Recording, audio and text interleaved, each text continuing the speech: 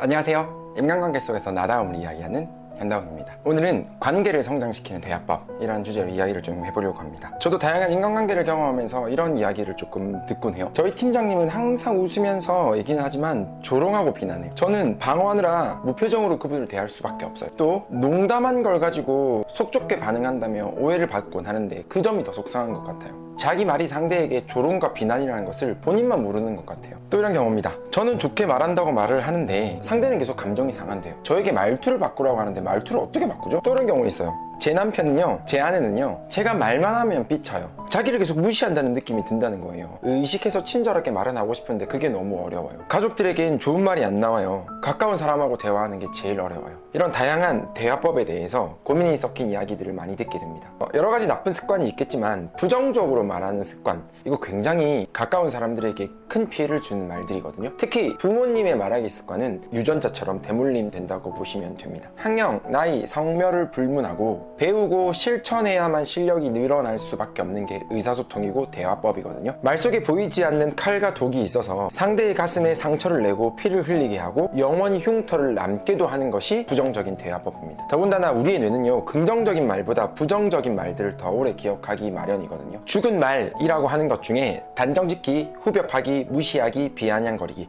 이러한 것들이 있는데요. 이런 말들을 살리는 말, 긍정적인 말로 바꾸는 연습을 하는 것이 중요합니다. 단정짓기란 이런 거예요. 그럼 그렇지.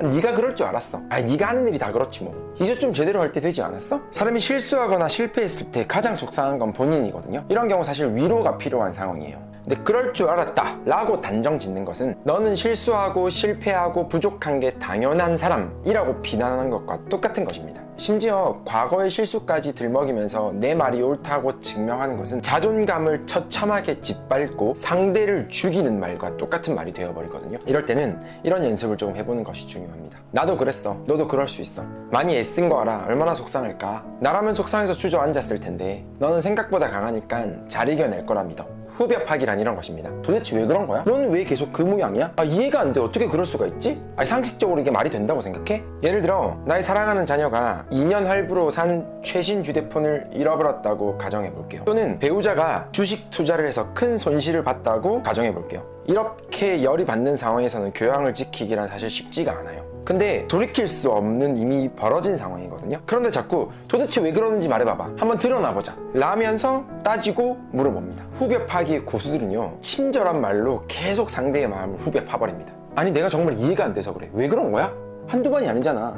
이번엔 또 왜 그런 거야? 이런 화법을 걱정을 가정한 후벼 파기라고 정의하거든요. 이미 자괴감으로 속상함으로 마음의 피가 철철 흘러 넘치고 있는데 거기에다가 대못을 박으면서 후벼 파고 있는 것이지요. 이럴 때는 이렇게 연습해보는 겁니다. 이미 벌어진 일인데 속 태우지 말자. 네가 제일 속상할 거야. 우리 앞으로 조금만 더 잘해보자. 상처받은 이에게는 사실 이유를 불문하고 공감해주고 그럴 수 있다고 얘기해주는 게 상대를 살리는 말이 됩니다. 사실 그 잘못했다는 것을 누구보다 자각하고 있는 게 상대방이거든요. 그러면 상대는 사실 내가 듣고 싶어하는 얘기를 자연스럽게 얘기를 하게 됩니다. 내가 너무 바보 같아. 계속 실수를 반복하는지 모르겠어. 너무 속상해. 다음엔 더 노력해볼게. 어렵습니다. 그런데 도저히 이런 살리는 말이 나오지 않으면 차라리 아무 말도 하지 않는 게 중요해요. 살리는 말은 상대를 내 편으로 만들지만 죽이는 말은 적으로 만들어 버리는 것과 똑같은 것이거든요. 죽이는 말을 듣는 상대가 나의 자식이라면, 나의 사랑하는 연인이라면 안 하는 게 낫겠지요. 다음은 무시하기인데요. 무시하기 화법에서는 건드리면 자존심이 와장창 무너지는 세 가지가 있습니다. 지식, 능력, 소유라고 얘기하거든요. 이 세 가지의 지적을 받으면 누구나 상처를 받고 무시당한 기분이 들 수밖에 없다고 해요. 첫 번째, 지식입니다. 그거 몰라? 두 번째, 능력입니다. 이것도 못해? 세 번째, 소유입니다. 이거 없어? 부장님들이 가끔 이렇게 말씀하시죠. 김대리, 입사 몇 년 차야? 이제 알아서 좀 잘할 때도 되지 않았어? 아직도 그걸 몰라? 우리 아버지들은 또 이렇게 말합니다. 너 35이야. 결혼할 준비 되지 않았니? 근데 아직도 청약 통장이 없어? 야, 네 사촌 동생은 얼마 전에 청약해가지고 분양받았다더라. 얼마나 혜택이 많은데 아직도 그걸 몰라? 이 말에는 지식, 능력, 소유 다 들어가 있는 말이에요. 엄마가 아들에게 이렇게 또 얘기합니다. 관망하다가 무슨 뜻이냐고? 야, 너 고3이나 돼가지고 관망하다도 무슨 말인지 몰라? 전에 들어본 적도 있고 혹은 내가 들어본 적이 있지는 않으신가요? 내가 당연하게 아는 것도 상대는 사실 모를 수 있어요. 그거 몰라? 이것도 없어? 이것도 못해? 이런 말들은요, 나는 당연히 안다.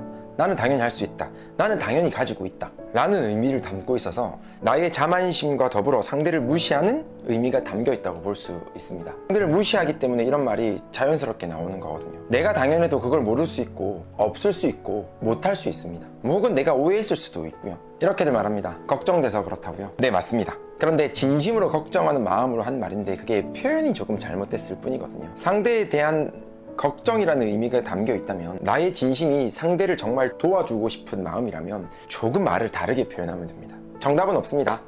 무시하는 말투가 아닌 조금 부드러운 어투로 다가가는 것이 중요한데요. 아래 댓글이나 캡션에서 예시 답안 실어 놓겠습니다. 꼭 한번 확인해 봤으면 좋겠습니다. 마지막으로 비아냥거리기인데요. 요즘 우리 아이들이 엄마들과 대화하는 방법을 보면 이런 경우가 참 많은 것 같아요. 엄마들의 어떤 표현이 우리 아이들에게 가장 자극이 되냐 보니까 농담처럼 한 말, 칭찬을 조금 바꾸어서 한 말인데 그게 오히려 상처가 되는 경우예요. 그게 우리 아이들에게는 비아냥거림처럼 들리는 거죠. 예를 들면 이런 거예요. 항상 어질러져 있고 자유분방한 우리 아이들 방에서 큰맘 먹고 청소를 열심히 했어요. 그런데 엄마가 와서 이렇게 얘기합니다.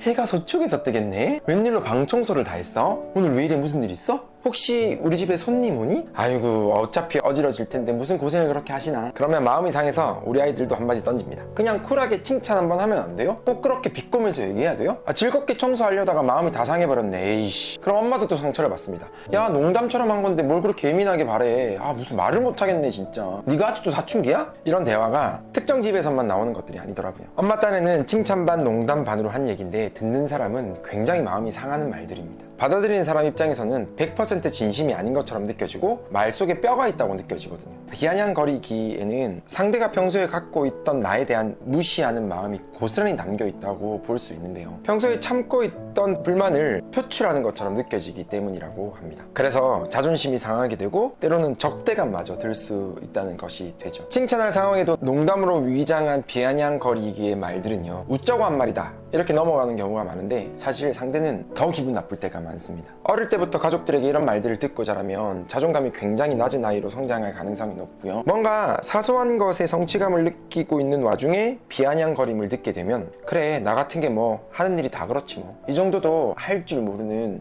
부족한 사람이야, 이런 생각을 계속 가지게 되거든요. 농담은 웃음을 유발해서 관계를 굉장히 좋게 만들 것 같지만 꼭 그렇지만도 않습니다. 말은 정말 민감하기 때문에 내가 웃자고 한 말도 상대에게는 치명상이 될 수 있거든요. 특히 성격을 예민한 사람들에게는 농담도 더 조심해야 되고요. 농담으로 시작된 감정 싸움이 싹둑 잘라먹는 관계로 이어질 수도 있고요. 그러니 우리 이런 부정적인 대화 습관이 아닌 조금 더 부드럽고 긍정적인 대화 습관을 한번 만들어 봅시다. 어렵습니다.